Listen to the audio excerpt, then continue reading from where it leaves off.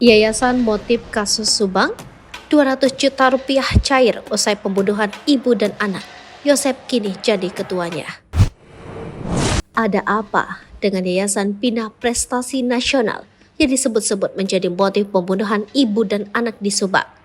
Bongkar dulu yayasan, kalau sudah dibongkar baru ketahuan motif kasus Subang, kata Ahmad Taufan, pengacara Muhammad Ramdhanu alias Danu.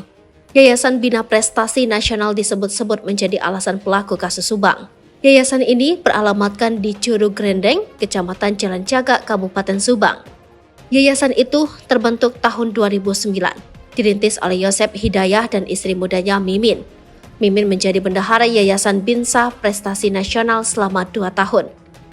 Posisinya kemudian digantikan istri pertama Yosep, Tuti Suhartini. Awalnya, Yoris ketua yayasan sebelum terjadi pembunuhan.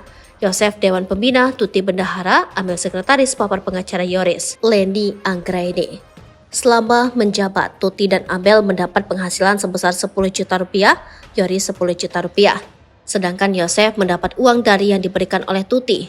Setelah terjadi pembunuhan ibu dan anak di Subang, Yosep Hidayah menempati jabatan sebagai ketua Yayasan Bina Prestasi Nasional. Sedangkan Yoris Raja Amarullah menjadi kepala sekolahnya. Informasi dari Yoris, kata Leni, sebagian staf di yayasan tersebut merupakan keluarga Mimin. Jika memang menjadi motif pembunuhan ibu dan anak di Subang, apa yang diperebutkan di yayasan tersebut? Leni Anggraini menerangkan kesaksian Yoris, tak ada proyek bernilai fantastis di yayasan tersebut.